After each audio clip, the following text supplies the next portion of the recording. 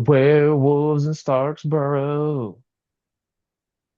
Welcome to another edition of Thompson's Comic Corner. I'm the host. My name is Zach Thompson, and we are live on Out World Fleet Radio and on YouTube if you're watching us on YouTube. But that point, we're already recorded. So, um, welcome and welcome George from Shortbox Summary, my great co-host that comes back the most. You've been on the show the most. That makes me feel real damn good, Zach. Thank you. Yeah, like you have literally been on here more than like anybody, like triple times anybody, and it's awesome. So Well, tonight, they oh, still go sound ahead. like rookie numbers, so let's pump those numbers up. I don't even want to think about number two. Let's do this every week. Yeah, damn Just to right. secure number two. Okay, perfect. Yeah. All right. So we read tonight's book is Captain America. Uh it's issues 402 to 408. It is a six-part series with an extra issue, if that makes any sense, but it's all right. Um, and the story is Man and Wolf. So I picked this story, a little background story. I literally picked this story just for the hell of it. I don't have any, I'm not a Captain America fan. I can really care less about the supporting cast, even though we'll get to that because this is like quite possibly one of the most 90s stories ever. But I literally messaged George and was like, we're gonna read this. And he was just like, all right, no hesitation, no nothing. It was Um, so random that I felt compelled to message you like, "Hey man, remember that time you made me read Captain America?" that's The Cap Wolf fine. story. I'm cashing in a favor for you to read some BS story that like I've asked dozens of people if they want to read, and everyone's like, "No, thank you." So like that is how obscure this book is that I felt compelled to cash in a favor. Yeah, like it's really obscure. Like it's so I mean, I guess it's a key. I mean, issue 404 is considered a key because it's the first It, appearance of Cap Wolf, I guess. Like that's it. it's obscure, but it's not that obscure. Like I feel like this story gets referenced way more than it gets read. Right. Yeah, I mean they did a whole Cap Wolf reboot a couple years ago, which the covers were beautiful and the story was it was all right. I read that, but it was fine. Like it was entertain. Yeah. It was entertaining. Yeah. Yeah, but you know what? To be honest though, that story, all they take on Nazis. This one, they take on the Druid, which it's kind of neat. I was never introduced to that character before, so like, and same with the other supporting character. Where's that? Doctor Druid. Right. Yeah, because the one's Dreadman, but he is just on the Geek app that I use to reference all the characters. They just have him as under Druid. But Doctor Druid, okay. So in this picture, I like the character like the 2000s versions of him better because he's literally just a Doctor Strange ripoff to me. Hmm. Like 100% with a ponytail. Oh, that's That's how he about was it. treated in this book. When we first meet him, he like doesn't Cap go to Bleecker Street apartment for Doctor Strange and just finds Doctor Druid there. Yeah, yeah, he's Yeah. busy. Yeah, Doctor Strange was busy, so he had to go to the next best guy for the mystic arts. And I'm like, Totally. man, at that point, it's like, man, all right, we're pulling straws with this book, but we're gonna keep going. And the whole Hmm. gist of the story for anybody that's never read it is Cap is worried about his pilot. He can't find his pilot, which it's it's John Jameson, right? That's his name. I don't want to mess it up. Yeah. Yeah. And if you don't know who John Jameson is, he is Man-Wolf. So that's what, He's J. Jonah Jameson's son. yeah. I was thinking that people already knew that. Thank you, George. Because Just in case, sometimes because yeah. he was only in Um, Spider-Man 3 for a few minutes, you know? hey, he was in the animated series. If you're a 90s kid like us, he was in the animated series. Yeah, yeah, he sure was, wasn't he? Yeah. Yeah. Now, granted, they kind of messed up the story with the symbiote, and we won't get into that part, but yes, because that's how the symbiote comes into play in the animated series. But yes, he was in the animated series. And I don't know. I actually was really compelled. The first two issues are kind of like, your build up and you when you first open up Cap, what is it, 402, Wolverine is page one.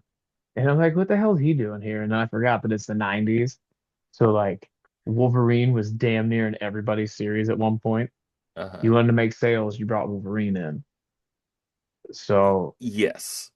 Um, so this is calling it a seven-part series is kind of generous, right? Because like every Cap story was roughly 18 pages. So that's not like a full comic, right? Like a full comic is 22 pages, and there's usually 10 pages of ads. This story was 18, 19 pages, and then the seventh part was like 10 pages, maybe 12 pages for Cap's story.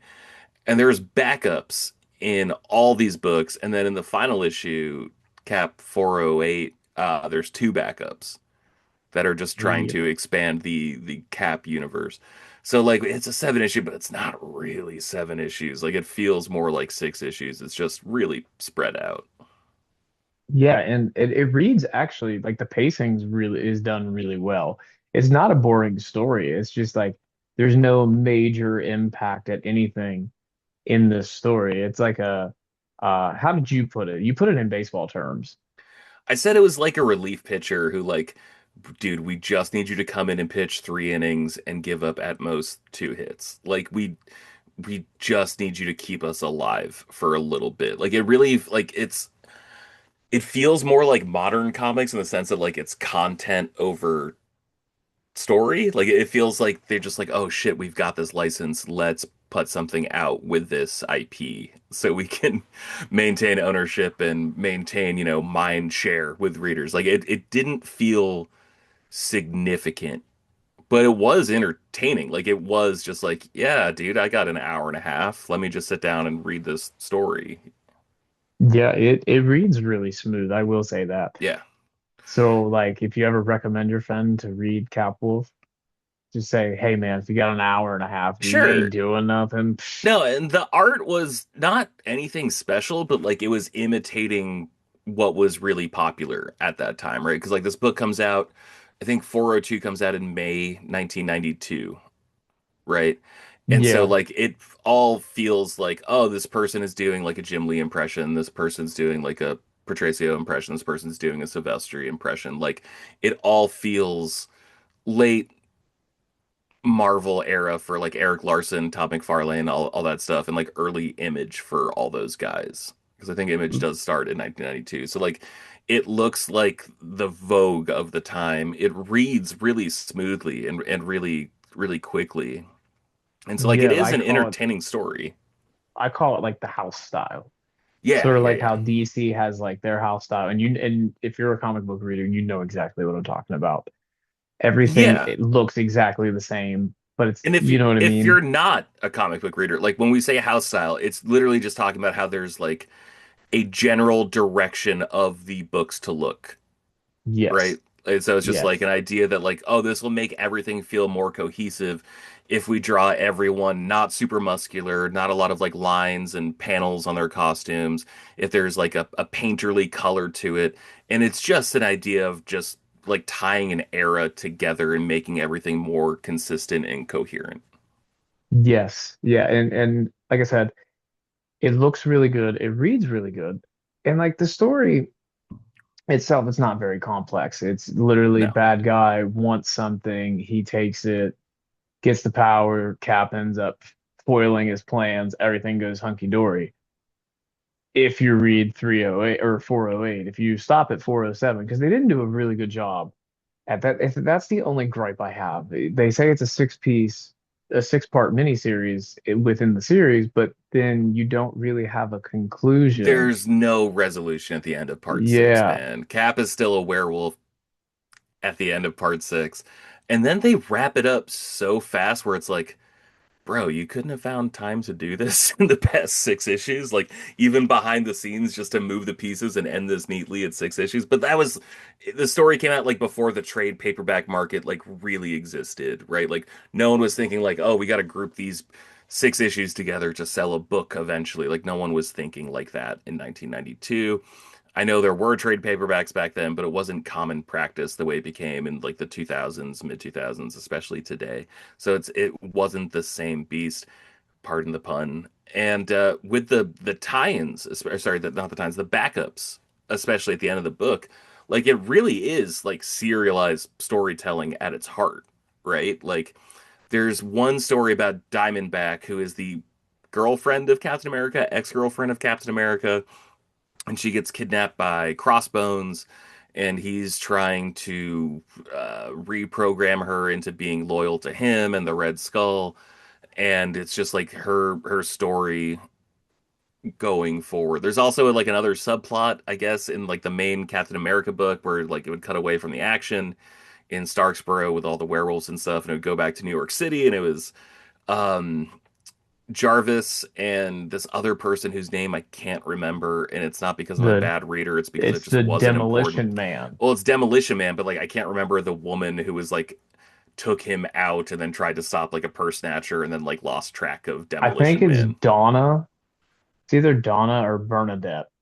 Oh, you're right. It is Bernadette. It is absolutely Yeah. Bernadette. But like again, like I'm not gonna pretend that made like a great impression on me as a story, you know, but like it did feel more like flipping between channels Well, in the 90s than like comic books today do, where everything feels way more intentional today.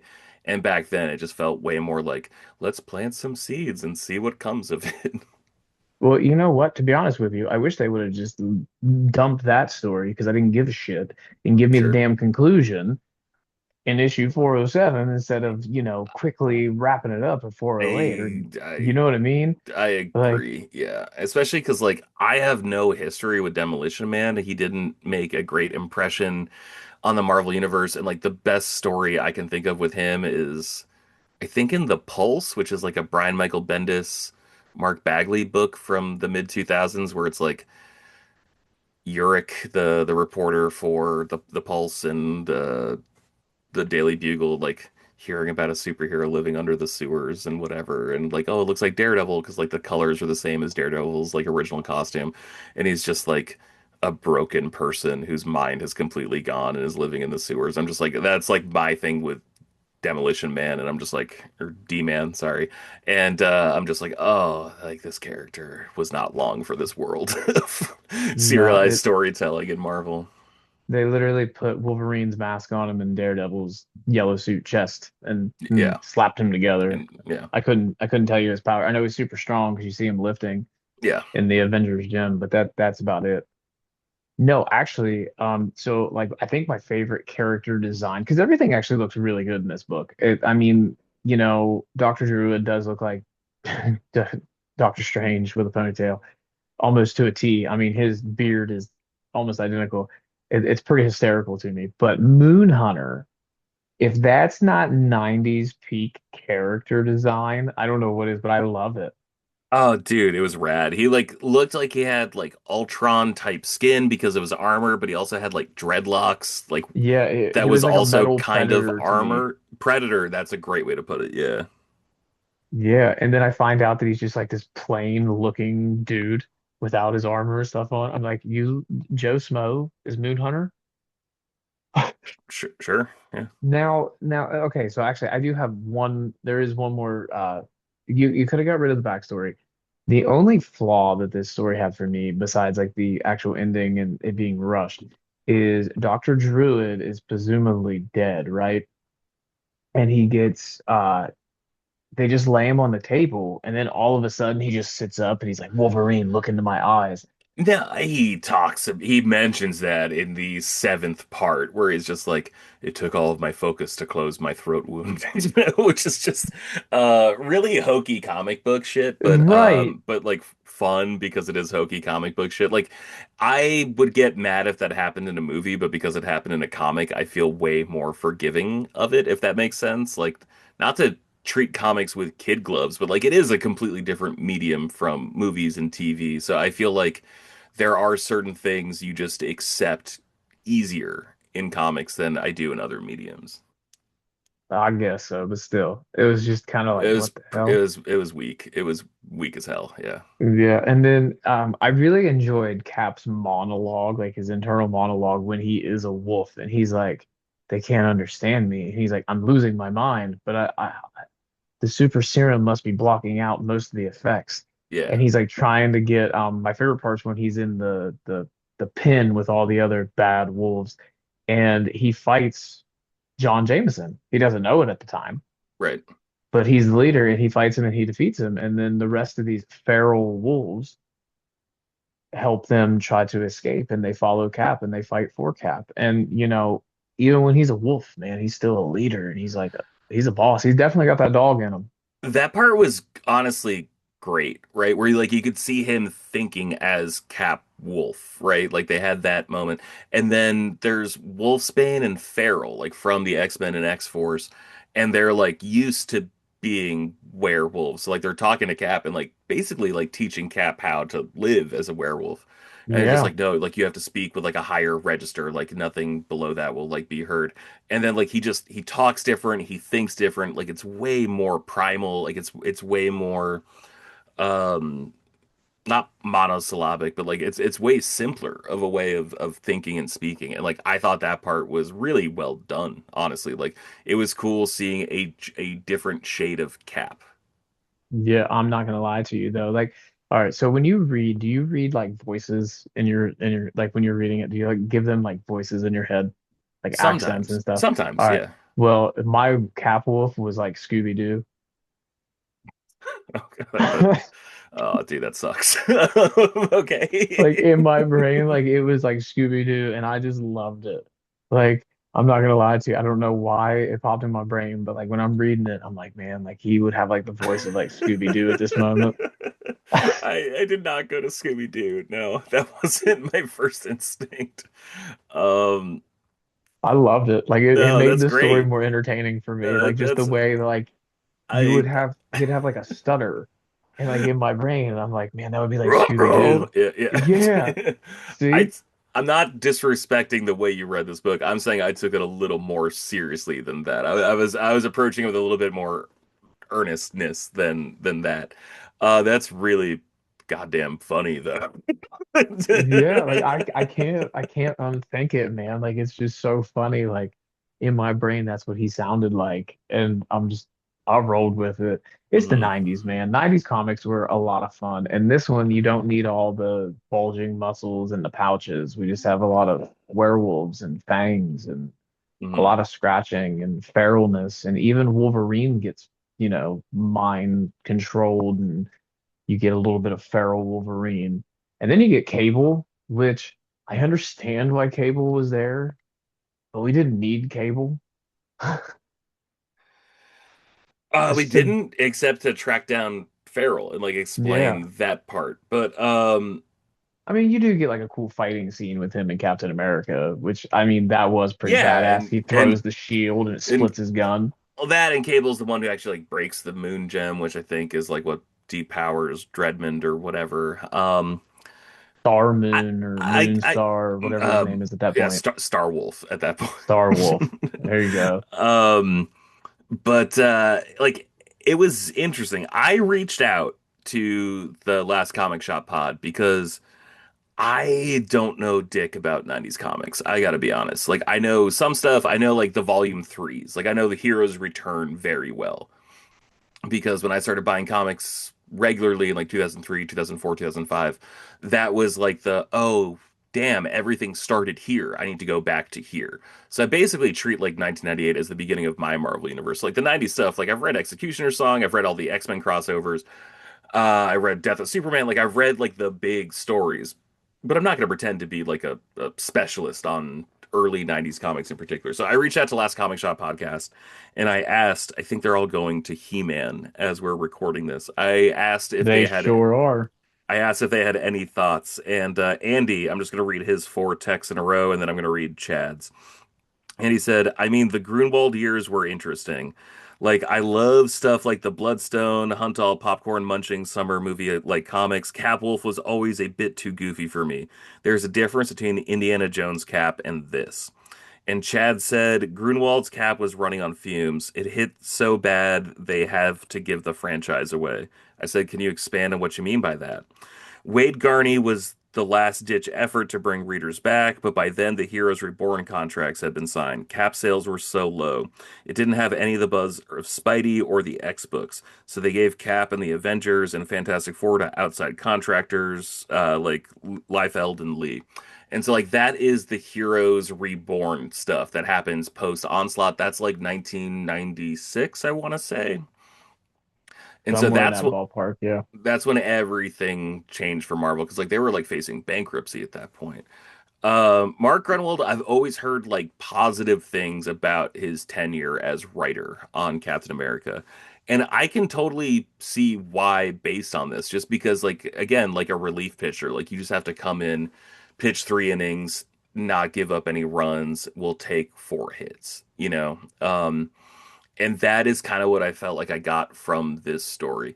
I do think also, like, I had a couple of interesting thoughts while reading this book. I always see people complain about, like, man, get politics out of comic books. Like, things should, like, it's not supposed to be that complicated. Like, make it like it used to be. And I feel like this is the era they're talking about. But at the same time, like, there's one sequence where Dreadmond explains how he came to power in Starksboro, where he was just like, yeah, I showed up and made a deal with the mayor, and then I was giving like these little seminars about like how to live with your hairy self or whatever. And like that was how he brainwashed the town into like accepting his stupid, shitty werewolf propaganda. And in my head, I'm like, damn, is this guy just like Joe Rogan? Like, is that what he's doing to this town? Like, is this an oddly prescient moment from Mark Grunwald talking about like the manosphere but back in the 90s? And like I'm like, how can you talk about these books not having any politics in them? That shit's crazy. You can't ignore that stuff. Comic books and politics, some people don't want to listen to this, but they go hand in hand. Yeah, and it's They not, really do. it's like it's lowercase p politics, which is like more Yeah, important politics. Like it's not like, oh, they're saying this presidential candidate is better than the other. It's like, no, that's not what they're talking about. But it's like, man, there's a reason Batman exists because the cops can't do what they're supposed to do. Like that's political, right? Like exactly. Yeah, the fact that like someone has to stand up to fight this crazy crime that the police that your government with your tax dollars is supposed to face can't do on their own. Like that's lowercase p politics, and that's everywhere in comics, and that is so apparent in this book. Like, yes, 100%. it's that part was really interesting to see. I couldn't stop thinking about Andrew Tate bullshit and Joe Rogan bullshit when he said that that was like how he came to power in Starksboro. I thought that was really funny. I mean, sad, but like funny in a 2026 context. I mean, sad in a 2026. Well, what can you do? I'm going to stop talking right now. Well, so you said like talking about how Starksboro gets taken over. I find it really odd, okay? So now granted, this is thinking too much into it, but for a whole town to like just go full werewolf, right? Like, Hmm. wouldn't you think somebody would know something's up? Because I'm sure that like, and I'm not talking about like people that live there, because obviously they know what's going on. But what I'm saying is like somebody that like visits, like there's got to be family members that visit, right? Like there's got to be like they can't just be shut out from the whole outside world. I mean, obviously not, because Cap got there pretty easy. Hmm. But like, wouldn't you think that like somebody would know something about that? Like, just think about it. Like I somebody has to I know. guess yeah, but also like Cap was brought on before he knew about the werewolf society that was existing here, right? And like Wolverine went there because he heard about other murders, right? So it's like this was Yeah. like getting attention from the greater superhero community. Farrell and Wolfsbane were brought on. Jack Russell, who I right, like that's the guy. Yeah, that's shit. Is that Werewolf by Night? Yes, thank you. Yes.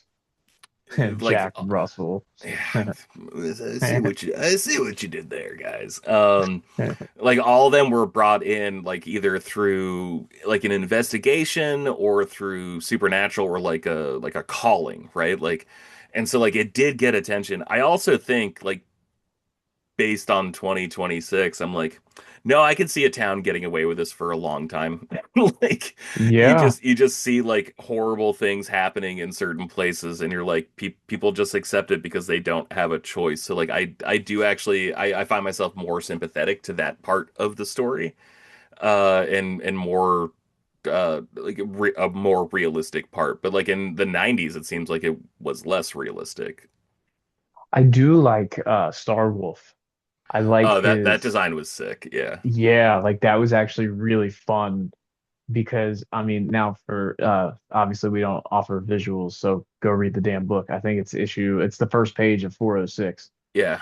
Um it is such a cool design and like the colors pop so much in it. And I really like it, but I'm so mad that like they defeated him so fast. Oh, he lasted an issue and a half, maybe like an issue in Yeah. 4 pages.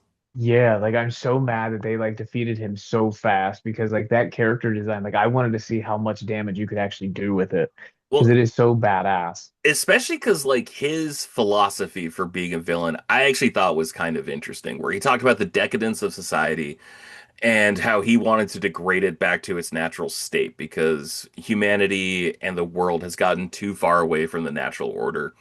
And like as far as villains go, I'm like, okay, like I'm open to that argument being made, right? Like that feels almost like a Ra's al Ghul type eco-terrorism argument, which like it's not the same like non-starter for me the way like Red Skull is. I'm like, oh, Red Skull's a Nazi, like screw him into the sun. Like I'm not hearing that argument.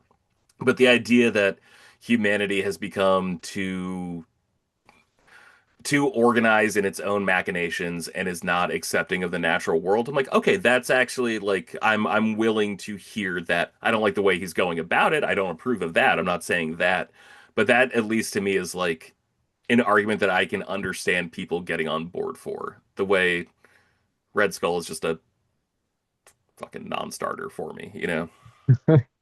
I I don't mind Red Skull like in the old Captain America stories, like the old, it's just good guy versus bad guy and it's just a wacky I want to take over the world thing. That's fine, but like from like probably 2000 and up, Red Skull sucks. Yeah. Like like Yeah, because they it don't got do too real. anything. Yeah. It was just like, oh, here's this weird red-faced dude in a green like Carhartt suit trying to get the cosmic cube so he can make a wish that the Nazis won World War II. It's like, bro, that's never gonna happen. But then you see what the Red Skull does in the 2000s, like with Jeff Johns in Avengers and like with Ed Brubaker and Steve Epting on Cap America, and you're just like, this is getting a little too close to home, bro. Right. I don't like this. Did you ever read his they did a 6 issue mini series of like his background like when he was a kid and Yeah. and that is Yeah. quite possibly one of the darkest books I've ever read. Yeah, I didn't even like I read it because it was coming out and I just like had the money to buy it and it had like It good has people really attached. badass covers. It had really good like creatives attached to it, but I'm like I don't know if we need to like I don't think they humanized Red Skull in that book, but like I'm like I don't know if we need to like really dive into the origins of this character who is a goddamn monster. And this might Yeah, feel like an irrelevant conversation to bring up, but Red Skull does appear in this story in the backups. yeah, he does. Yeah. See, I skimmed through him. I didn't really read it because I again, read I'm all of like them. I actually thought that book was maybe, I don't want to say more interesting than Cap Wolf because that was frankly cool, right? Just to see like Wolverine and Cap and Dr. Druid and Cable fight like a werewolf made out of stars or whatever at the end. Like, now the I'm like, fight, yeah, the fight scenes were actually like their movement was really cool. Like Cap actually scratches Wolverine on his face and yeah, you see it and it's sick. yeah, that part was really cool. So like I'm not discounting that story. I do think the backup with Diamondback and Crossbones and Red Skull, I do think that is probably the better told story of the stories included here. Because it is Diamondback who is Cap's girlfriend, ex-girlfriend, whatever, um, trying to be broken by Crossbones, who's trying to get back into the good graces of Red Skull. So like they she goes to a training program to try to get better, and then Crossbones recognizes her, captures her, then becomes like it's just like this is going to be my pet project. This is how I get back in with the Red Skull. She goes to his to Red Skull's like secret base in the Rockies or whatever. And then she finds out that like one of the cronies who's like the higher up for the Red Skull is actually her brother who she thought had died. And it was like the two of them trying to work together, I guess, to overcome their situation. You And forgot the most important part. oh no, what Her I forget? trainer is Taskmaster. For 3 pages, man. Come It doesn't on. matter, man. For I love three pages. Taskmaster. I will give that man all the love in the world because he slash she gets screwed in Thunderbolts. Sure, yeah. Um, sure. Yeah. I like current Taskmaster who seems to have more of a conscience and won't work for Nazis. That is my preferred Taskmaster. I have no problem with a bad guy. I just, dude, I hate Nazis. They're such bad people. That's what makes They them should, such good villains, yeah, though. the fact that you root every time their faces melt in Raiders of the Lost Ark and don't feel bad about it, like that is what makes them great villains. But I don't like the idea of Taskmaster cashing checks from the Nazi party. Yeah, he was there for 3 pages. Yeah, I'll give you that. But like that story, I thought was really good. It actually reminded me. I just did an episode not that long ago about the Captain America book from 2005, and Crossbones captures Red Skull's daughter and like breaks her through interrogation because she had been reprogrammed to think that she was not Red Skull's daughter. Hmm. And it was like a very similar story. I'm just like, oh, Ed Brubaker, you just cribbed from Mark Grunwald himself, didn't you? I didn't realize that. So that was really cool to read, just to see the parallels and similarities between those two stories. So if nothing else, I did appreciate the story, but if nothing else, thank you for making me read this, just so I could learn more about the era of Marvel that I like so much. Well, yeah, and we're coming to a closing on the show. You can actually pick these up if you want to read these. There is a trade paperback. It came out in like 2011, so it's probably out of print and it's probably stupidly expensive for no reason because if it's out of print. But Or you can go or pick these books up in dollar bins. yeah, it is a dollar bin book for sure. The tough thing about out of print books is like it's either $120 for a 6 issue trade paperback on eBay, or it's 498 for a 6 issue trade paperback on eBay. It is such a dice roll with these old stories. And this story in particular, we mentioned it at the top, man. Like, I think it's been referenced more than it's been read. So I have no idea how popular the story is. Like, I asked Chad and Andy, I got their responses. Thank you to Last Comic Shop podcast for chiming in on this episode. But man, I don't know how this story is like generally received. Just because I have seen it brought up more than I've seen people actually talk about the story itself. Well, I will give you, all right. So I use the Comic Geeks app. That's how I like track like what issues and everything. So it has anywhere between so 402 has a 3.6, 403 is a 3.4, 3.4, 3.6, 3.5, and then the last part is a 3.3, and then 408 to 3.1. So All right. people's general response would So, be they liked it at the beginning and then they kind of all right. So it's faded like out a little bit at the end. ranges from 7 to 6 out of 10, right? Like, Yeah. because Yeah. those are out of 5 star. Okay. Like that. I also like, I know we're supposed to end soon. W- I would love a comic book to change my life when I read it. I don't expect a comic book to change my life when I read it. Like when I read a comic book, I am looking for the feeling that like, oh, I spent 10 minutes reading that. I'm glad I did that as opposed to something else.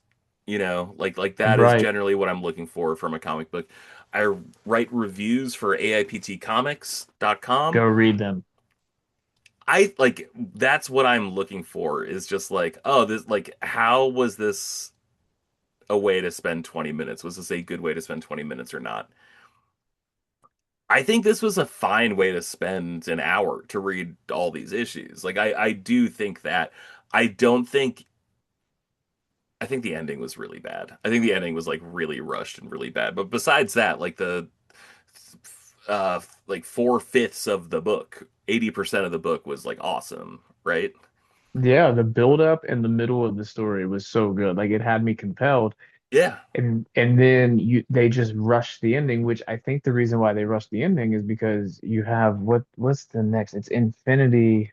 Hold on. Infinity Infinity Crusade. War. Infinity War like goes into like they do a yeah, a crossover for Infinity War. That's That what was the 408 weirdest is. part about part Yeah. seven was that like the doppelganger of Cap showed up, right? Like that Which he was does get killed brutally though. It's pretty badass. yeah, but that was also like, dude, what the hell are you doing here? Like we had other stuff going. Like we were in the middle of a conversation and you just interrupted, you know? And then that also happens to D-Man, and like that makes that story weird too. And so yeah, I think that the first six parts are really good. The ending is I don't want to say bad, but like You can say like how I'm it gonna put it. was It's dog water. It's it was not. more bad than good. Yeah. But the first six issues, again, like there are worse ways to spend an hour and a half that it will take to read all this, you know, even with the backups. I found it really entertaining, but the problem with it is that like I don't think it was saying anything special. Like I don't think it was making a statement. And I don't think it was anything more than, like I said, like a relief pitcher just called in to eat up innings. Well, thanks to this great little uh Capwolf story, we do get a badass Marvel's Legends Capwolf though. Just We saying. sure we sure do. And also there's an editorial change, I think, at the end of part six before part seven. Hmm. Not a creative change, but an editorial change. So at the end of part six, I believe, I read this in Marvel Unlimited.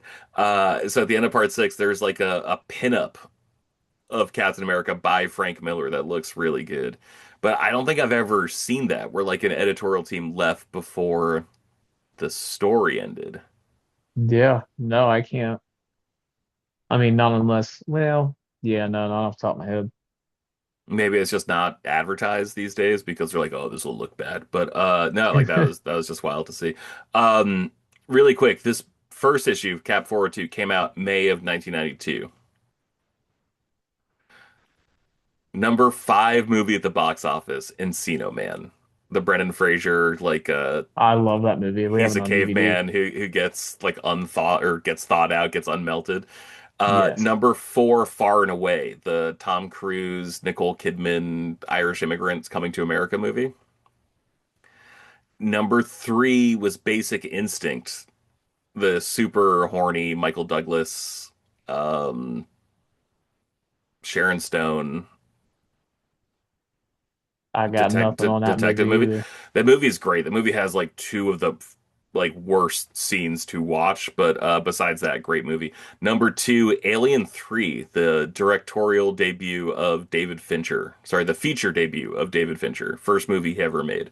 Guy who I did like do like those movies. Fight Club and Zodiac and Ooh, Social good Network. movie. Like that's David Fincher. This is his first feature movie.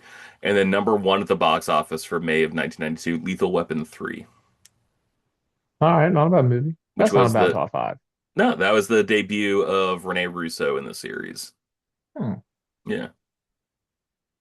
And so like that's the art that like this book was coming out in the middle of. It's like to me like this book makes perfect sense if you look at the movies, if you look at the songs, if you look at the TV shows. This book feels perfectly in line with what modern commercial art was in May of 1992. And dude, like Yeah. it's fun to read, you know. It's not special, like you're not going to talk about this the way you talk about Kingdom Come or the way you talk about Marvels or the way you talk about Dark Knight Returns. Maybe the way you talk about Dark Knight Returns. But like it is an entertaining book. Come on now. I gave Dark Knight Returns its flowers. Yeah, I might have been more down on the book than you were. Yeah, you Yeah, were. I gave it more praise than you did, damn it. I still wouldn't read it again, just saying. I'd you read guys this again before I'd read take Dark Knight. okay, that's ridiculous. Take a look at Last Comic Shop podcast episode 300 to get more context of what we're talking about. Yeah, I'm not sure when that episode comes out, and I'm not sure when this one will come out in like They're 5 weeks. so organized. They record stuff so far in advance. I wish I could be that good about my podcast, but I just Oh, simply can't. You listen, know? we're this show is recorded weeks in advance, but the problem is I change it. So like if we record something and I think something came out like that week that's really cool, I'll hurry up and shuffle the order. So it's just I've recorded episodes that haven't seen the air yet, like at all, like months ago, and I just Yeah, said, we ain't doing that. I'm waiting for like the next big one shot to come out for you to get really excited because I thought we would do like a spectacular Spider-Man, Superman, I know I like an actually, you know emergency what? episode. I haven't even read that one. Like the second one, the second crossover. I I haven't can't. even read it yet. I came to it late, dude. I actually thought it was pretty good. Yeah, the reviews are really high. Yeah, I was a Yeah. fan. But All right. we're Well, getting away. You're trying to end the pod. I'm so sorry. Yeah. oh, you're good. Hey, the listen, we're here to have a good time. So Conversational podcast. Yeah. yeah, that's all. Listen, they're just here to listen to us talk, so we can talk about anything. Um, I want to thank everybody for listening, and I got to shout out the sponsors real quick. Again, Outworld Fleet Radio, great people, great radio station. They play some good music. They play really fun and entertaining shows. I'm not the only comic book oriented show on here. They do like old school like radio shows from like the 50s. Those are like my favorite to listen to. W Energy, it's sugar-free energy. They have like 30 different flavors. They come in great tubs. 10% off if you use the code TCC 2025. And then I have another one. It's my buddy's vintage store, Hailstorm Vintage. 10% off if you mention that you heard the radio. And they are based out of Dayton, Ohio, and they are great. They have great wall books. I always joke that they have an Amazing Spider-Man that you could try to get 10% off. Amazing Spider-Man #1. I doubt that he'll let that go, but hey, I'm trying here. So again, George, thank you for being on the show. Yeah. Thank you for having me, Zach. Appreciate it. It's always a pleasure, and I hope everybody has a great day. And we are done. We are out of here. Peace out, Cub Scouts.